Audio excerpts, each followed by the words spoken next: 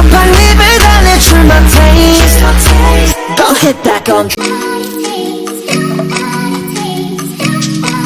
अस्सलाम वालेकुम everyone, welcome back to my channel. तो आज हम जा रहे हैं चितली कबर और हमने सोचा था हम सुबह ही निकलेंगे। हम ऑलरेडी बहुत लेट हो गए हैं, महपो में रेडी हो गए हैं, बस हम निकल रहे हैं, जल्दी से निकलते हैं। और यहाँ रूहान गाना गाया जा रहा है बहुत तेज़ तेज़, आपते आपते। और अब मैं बताती हूँ, आज हमने सोचा था हम निकलेंगे, दो मार्केट करेंगे आज, बटला हाउस और चितली कबर, जिसमें कि हम ऑलरेडी बहुत ज़्यादा लेट हो गए थे। तो फिर हम जल्दी से आ गए यहाँ पर चितली कबर दरियागंज हम पहुँच चुके हैं। अब जल्दी से गाड़ी पार्क करके और रिक्शा करते हैं। इतने में इनको गाड़ी पार्क कर रही थी तो रूहान और मैंने अच्छे से एक पिक्चर ले ली और गाड़ी भी पार्क हो गई। अल्हम्दुलिल्लाह जगह मिल गई, वरना जगह नहीं मिलती क्योंकि आज संडे था तो इस वजह से मिल गई। और अब रिक्शा करा हमने और रिक्शा भी हमको जल्दी से मिल गया और पहुँचते हैं जल्दी से चितली कबर। वैसे तो मैं तिराहे पर उतरना था लेकिन हम पहले ही उतर गए और यहाँ से एक्सप्लोर करी थी हमने पूरी मार्केट। फर्स्ट हमारी शॉप थी जोया कलेक्शन। यहाँ पे कपड़े बहुत अच्छे थे एंड कलेक्शन इनका बहुत ज़्यादा अच्छा था और बहुत ही ज़्यादा अच्छे प्राइस भी थे इनके अकॉर्डिंग टू ऑल शॉप्स, क्योंकि और जगह है ना क्वालिटी तो इनसे भी गंदी थी, मतलब इनकी अच्छी थी काफ़ी और इनसे गंदी थी और वो प्राइस बहुत ज़्यादा हाई बता रहे थे। और रूहान रो रहा था इसलिए हमने इसको बाहर बिठा दिया भैया के पास, तो वो थोड़ा चुप हो गया था। फिर हमारे दूसरे शॉप पर इस शॉप का नेम था जी शाहिदा। इनका भी कलेक्शन बहुत अच्छा था लेकिन है ना प्राइजेस थोड़े कॉस्टली थे और वो थोड़ी अच्छी नहीं थी क्वालिटी।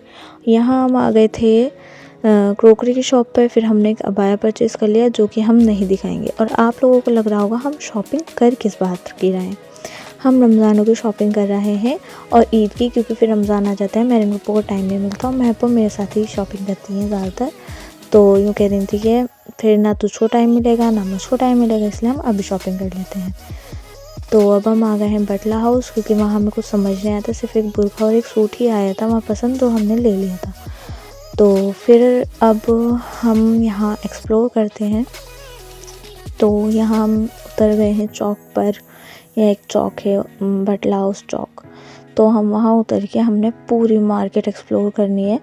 तो पहले हम खाना खाएंगे क्योंकि भूख लग रही है, 2 बज गए हैं, 2-2:30 बज रहे होंगे इस टाइम पर, क्योंकि हम निकले थे 12 बजे, 12 साढ़े 12 पर घर से निकल गए थे। तो फिर टाइम हो गया खाने का, तो पहले हम खाएंगे खाना। आप लोग देख लीजिए कैसी मार्केट है, ये बहुत अच्छी है। यहाँ थोड़ा है ना रियल पाकिस्तानी सूट होते हैं और बहुत अच्छे होते हैं क्वालिटी वाइज, प्राइस भी थोड़े कॉस्टली होते हैं लेकिन होता बहुत अच्छा है।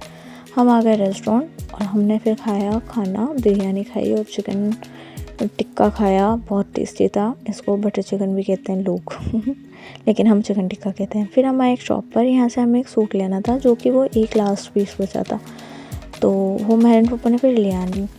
और ये जो सूट था ना इसकी कॉपी चल रही है बहुत ज़्यादा, लेकिन ये रियल था। और फिर हमने ना पूरी मार्केट एक्सप्लोर कर ली पूरी, और हमको रात हो गई है, 7 बज गए हैं यहाँ मार्केट में ही। और शॉपिंग भी हमने अल्हम्दुलिल्लाह बहुत सारी करी थी, क्योंकि शॉपिंग भी कर रहे थे, रूहान भी था, वीडियो भी बनानी होती है तो मैं नहीं बना पाई थी। तो फिर हम आ गए घर पे, क्योंकि कायनात के पापा मुझको लेने आए थे रात को ही। तो अब फिर हम जब निकल रहे थे पता चला हिफ्ज़ा का भी बर्थडे है, चाची की बेटी का। तो फिर हम उसका केक कटिंग में हम रुक गए, चाची ने कहा तुम रुक जाओ। फिर हमने केक वगैरह कट किया, फिर हम निकल गए घर से गाड़ी दूर खड़ी थी तो साबिर मुझको छोड़ने गया। ये आ रहे थे मेरा बटुआ लेके, परस लेके आ रहे थे ये हमारा। फिर गाड़ी तक पहुंचा दिया साबिर ने मुझको, सामान क्योंकि बहुत ज़्यादा था, मार्केट से आए थे तो ज़्यादा ही तो हो ही जाता है। फिर अल्हम्दुलिल्लाह हम अपनी गाड़ी में बैठ के सवार हो गए और निकल आए अपने नोएडा की तरफ। और पहुंचने ही वाले हैं, बस थोड़ी सी दूर और रह गया है। अल्हम्दुलिल्लाह हम आ गए अपने घर बहुत दिनों बाद। मैं कायनात के लिए लेकर आई हूँ सूट का कपड़ा, लेकर आई थी मैं कायनात के लिए कि उसका शब बारात के लिए सूट सी दूँगी। तो मैं आते ही थोड़ी देर बाद मैंने आराम किया, मतलब थोड़ी देर तक के लिए आराम किया। फिर 1 घंटे बाद मैं उसका सूट सीने बैठ गई। तो क्योंकि अगले दिन की कायनात की छुट्टी थी तो मैंने कि लाओ अभी सी देते हैं। तो मैंने पूरे 3 साल बाद सिलाई करी, 3 नहीं 4 साल हो गए हैं शादी के, तो 4 साल बाद ही करी थी मैंने। इसके मैंने चाक दामन कर दिए, रूहान ने इस पर तेल गिरा दिया मशीन का। तो इसका स्पोर्ट कैसे जाएगा ये आप लोग मुझको बता दीजिएगा।